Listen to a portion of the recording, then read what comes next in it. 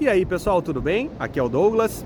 Eu gostaria de dizer para vocês do porquê que nós, ateus, nós falamos com tanta propriedade que Deus não existe, que tudo foi inventado, tudo foi interpolado de outras religiões, de outras culturas mais antigas, do porquê que o cristianismo a gente chama ele de uma religião romana, que o Messias, Jesus é o Messias romano.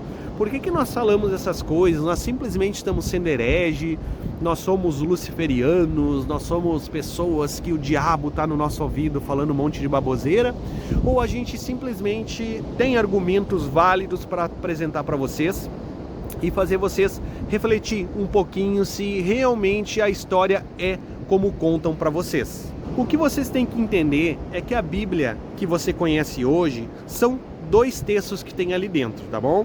Tem o texto dos judeus, né, que é a Bíblia hebraica, onde tem ali a Torá, a Taná e outras tradições judaicas, estão dentro desse Antigo Testamento que os cristãos chamam, e o Novo Testamento é onde vem o cristianismo, né? Então são duas Bíblias aí dentro. Então vamos primeiro deixar a Bíblia cristã de lado um pouco e vamos começar a falar primeiro da Bíblia hebraica. Como surgiu a Bíblia hebraica? Primeiro você tem que entender o que foi exílio babilônico, pessoal. Antes dos judeus serem o que são, eles estavam sobre exílio babilônico, né? Por 70 anos eles tiveram que viver sobre as ordens dos babilônicos, né? Teve até Nabucodonosor, você já ouviu falar? O Nabucodonosor II foi o que ordenou a queda do primeiro templo dos judeus. E neles tinha a cultura de adorar vários deuses, como Inanna e outros deuses ali da época, ali daquele panteão, que era aonde vem ali a cultura do Enuma Elish. Vocês já ouviram falar de Enuma Elish? Vocês já ouviram falar de Epopeia de Gilgamesh? É isso. Então a Bíblia judaica, ela é baseada numa religião dos sumérios e babilônicos. Então por isso que você vê ali no Gênesis, logo no começo, Deus falando, façamos o homem à nossa imagem, né? Por que Deus falou façamos a nossa imagem? Porque ali já veio da cultura do Enuma Elish, né? Que eram vários deuses, né? Ali escapou.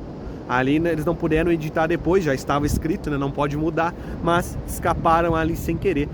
Também ali Deus diz que se eles comerem o fruto da árvore da vida, eles serão como nós. Como nós quem?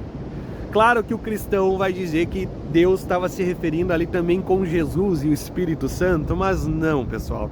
Ali veio da cultura dos sumérios e babilônicos, onde acreditavam em múltiplos deuses, né? Então é amplamente hoje aprovado nas academias, é amplamente debatido nas academias de que a Bíblia hebraica ela é baseada em Enuma Elish, tá bom?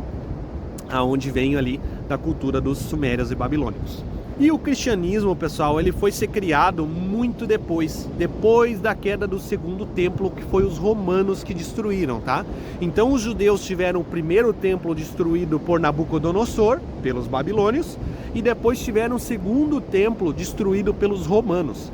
Após a queda do segundo templo, os romanos ainda queriam dominar aquelas terras, queriam subjugar os judeus, né?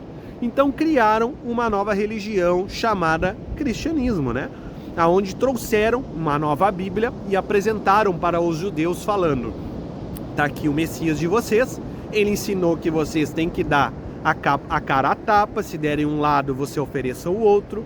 Isso era o Messias ensinando que os judeus eram para aceitar as agressões romanas. Também Jesus disse que era para amar o seu inimigo, o inimigo este, romano, não é inimigo dos dias de hoje, não é o seu vizinho. E essa mensagem de Jesus foi para os judeus aceitarem e amarem os inimigos romanos, né? Também tem Jesus ensinando a dar a César o que é de César, então Jesus ensinando a pagar impostos, que os judeus não queriam pagar impostos para o invasor romano.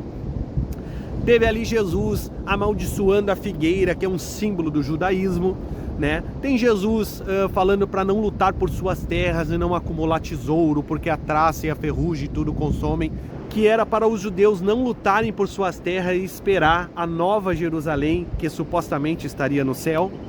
Então você vê que o cristianismo, Jesus, ele foi montado para que levasse uma mensagem para os judeus que tá aqui o Messias de vocês, e ele disse que vocês têm que ficar pianinho, obedeçam os romanos. Essa foi a mensagem do cristianismo.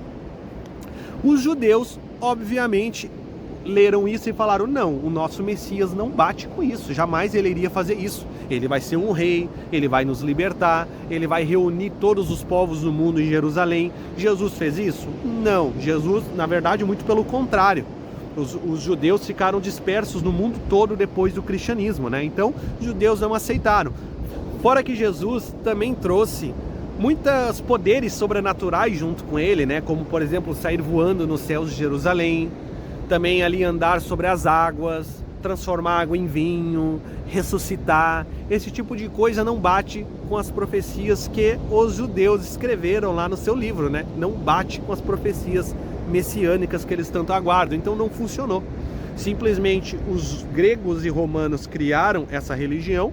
Primeiro, claro, os gregos formaram a base da religião, que é ali a filosofia, é a forma como ver a vida, que Deus, nós somos como Deus está dentro de nós somos o templo.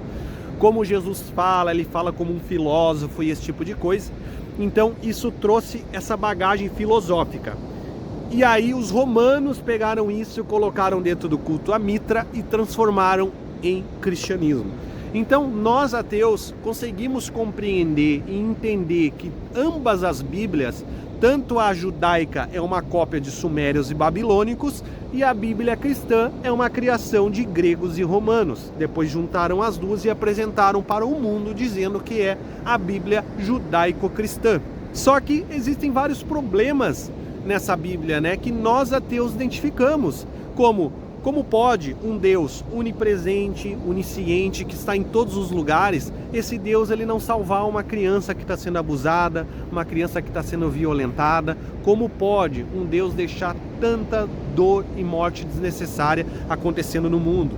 Como pode um Deus que pode tudo, mas permite guerra, permite fomes e muitas coisas terríveis no mundo, né? Como pode um Deus que manda fender mulheres grávidas ao meio? Como pode um Deus que manda matar crianças de peito?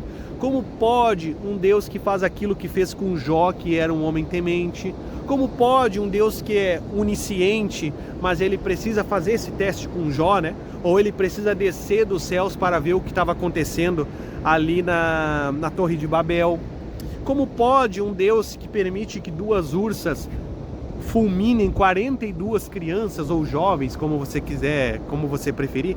Mas como pode acontecer essa carnificina e para Deus está tudo bem? Como pode Deus permitir com que israelitas, após uma guerra, peguem as meninas virgens e as mulheres virgens como espólio de guerra, que usem e abusem delas e depois pode descartá-las como se não fossem nada? Como pode Deus dar as tábuas da lei, aonde uma das leis está escrito não matarás, e foi Moisés descer do monte e ele manda matar 3.000 pessoas? Não faz sentido.